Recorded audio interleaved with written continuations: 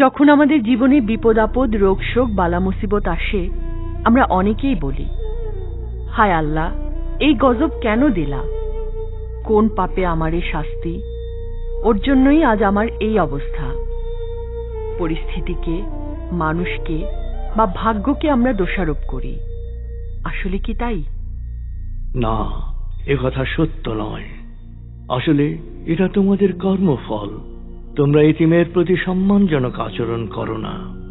অভাবী, অসহায়কে অন্ন দানে পরস্পরকে উৎসাহিত করো না।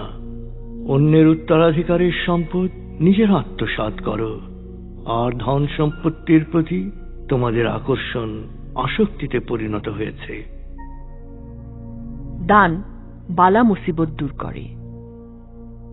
একবার বনি ইসরায়েলের এক লোক স্বপ্ন দেখল, তার জীবনের এক অংশে থাকবে সম্পদ, প্রাচুর্য আর বিলাসিতা, অন্য অংশে অভাব আর দুঃখ কষ্ট। স্বপ্নেই তাকে জিজ্ঞেস করা হলো কোন অংশ সে প্রথমে পেতে চায়। ঘুম ভেঙে গেল লোকটির। ঘটনা শুনে তার স্ত্রী পরামর্শ দিল প্রথমে প্রাচুর্য চাওয়ার। পরদিন লোকটি স্বপ্নে সেটাই চাইল। এরপর থেকে জমি জমা, ব্যবসা ইত্যাদি হতে বিপুল অর্থ সমাগম হতে লাগলো। তবে এই ধন সম্পত্তি লোকটির সঞ্চয় বা শুধু নিজেদের জন্য খরচ না করে উদার হস্তে বিলাতে লাগলো গরিব আত্মীয়, প্রতিবেশী ও অভাবীদের মাঝে।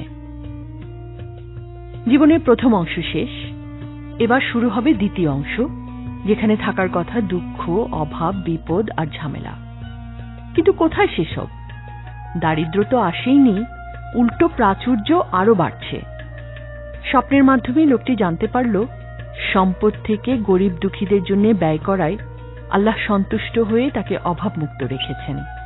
সেই সাথে তাকে জানালেন আরো সম্পদ তাকে দেবেন, যাতে মানুষের কল্যাণে সে ব্যয় করতে পারে।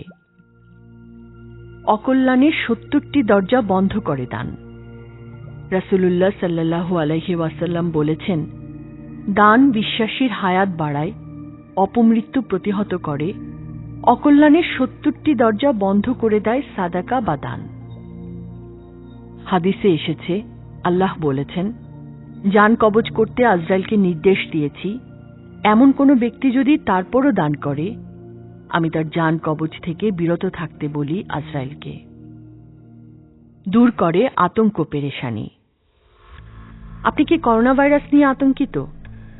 যদি হয়ে থাকেন, তাহলে এ থেকে মুক্তির একটি ফর্মুলা হচ্ছে দান।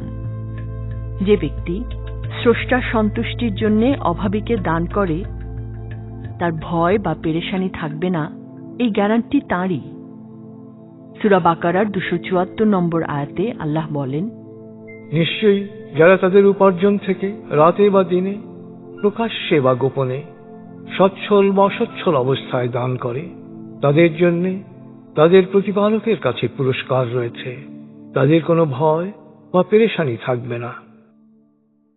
করোনা মহামারীর এ সময়ে আমরা কোয়ান্টাম পরিবারের সদস্যরা আতঙ্ক মুক্তির এই ফর্মুলাই প্রয়োগ করেছি মাটির ব্যাংক ও করোনা ফান্ডে যথাসাধ্য দানের মাধ্যমে।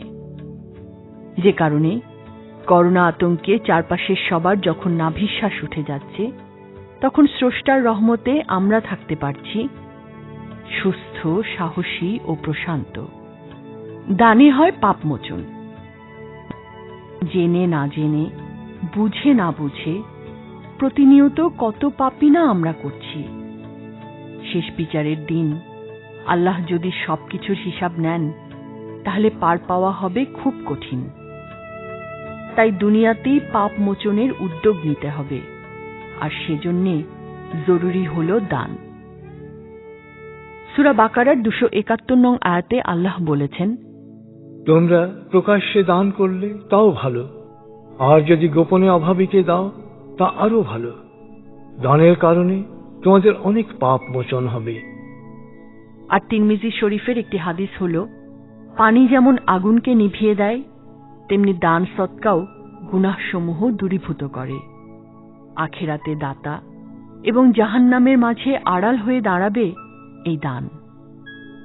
নিরাময়ের জন্য দান, ধ্যান, দাওয়া ও দোয়া, এই তিনটির সাথে যখন দান যুক্ত হয়, তখন তা নিরাময় প্রক্রিয়াকে ত্বরান্বিত করে। রাসূলুল্লাহ সাল্লাল্লাহু আলাইহি ওয়াসাল্লাম বলেছেন, তোমরা রোগ মুক্তির জন্য সাদাকা দাও। সাদাকা বা দানের মাধ্যমে যে অবিশ্বাস্য নিরাময় লাভ করা যায়, এমন উদাহরণ কোয়ান্টাম পরিবারেই আছে অজস্র।